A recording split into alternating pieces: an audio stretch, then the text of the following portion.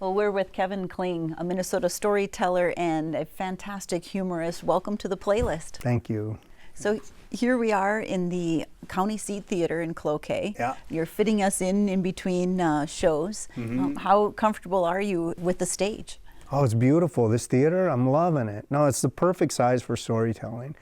If it's too cavernous, it doesn't feel intimate, and so if it's too small, it's just a little too close. This is the Goldilocks of theaters. Yeah, it's perfect.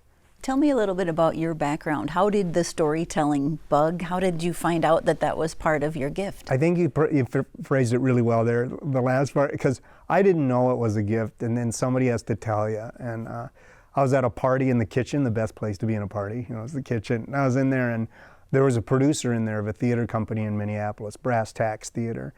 And she said, "Do you want to do that on stage?" And I said, "What?" And she goes, "Just what you did in the kitchen."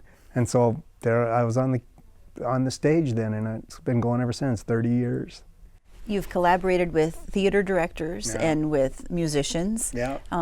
Do you have a favorite? Do you have a favorite vehicle to reach people? Oh boy, it's all so different, and it's also fun. I love writing plays. I'm writing one again for the Children's Theater in Minneapolis, and I do love working with musicians. This show I'm working with Dan Chenard, who's just brilliant. But the other thing that's great about Dan is he's telling stories in this piece, and he's a master storyteller. And I get to play some music, so it's great to even switch over every once in a while. But yeah, I think my favorite thing right now is working with musicians, because it's just a different form of storytelling.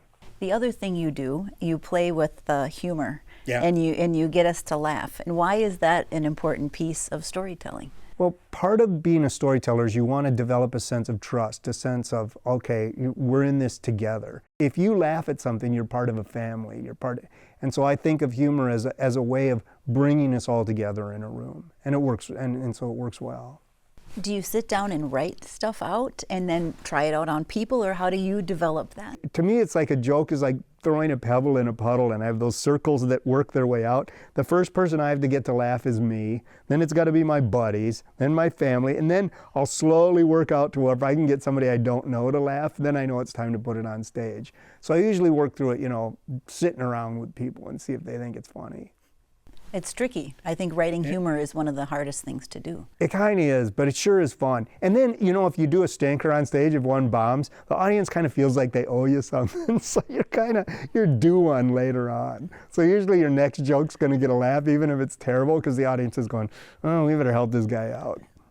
Which is good, because I think comedians have some of the hardest jobs when you have a whole audience of people sitting back saying, "Okay, make me laugh." I agree. I'm not a stand-up comic. I really respect those guys.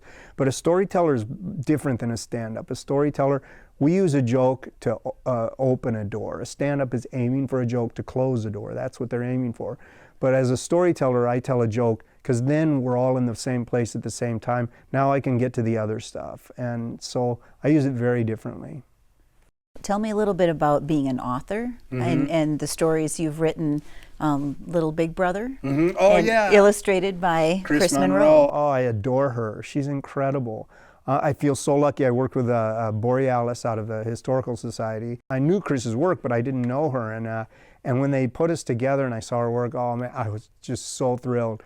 Because my work kind of relies on subversion, and she's kind of subversive to my subversion, so I adore her. She's incredible. I love her work. The newest book is Big Little Mother, and it's my first one was about my brother, and then this one's got my sister, features my sister. So yeah, and some of the antics we got into. It's tough to be part of your family then, because you know that you're going to be included in some project. Yeah, well, they're used to it by now. And I love it when they're at the shows, because if my mom or my brother or sister are at the show, they can back me up and say, yeah, that really did happen. So, and I had to stop putting intermissions in my shows, because at intermission I could hear people laughing harder in the lobby than at my show, and it was my brother. So I took out the intermissions to take his legs out. My last question is about what I consider the resurgence of storytelling. Yeah. And I'm hearing it in lots of different ways. And why do you think that has become such a popular way to connect with people. It's incredible. Yeah, it's making this wonderful comeback. I think a lot of it has to do with the medium. And I think in this world when we sit in front of computers and we're, this idea of how do we fit in the world has really become dispersed. And when you're at a storytelling, there's a sense of community, a sense of family, that you're just reminded that we're social beings, that this is the way we're meant to be. Kevin Kling, thank you for taking the time with us. Thank you. It's been a pleasure. All the best with you. Thanks.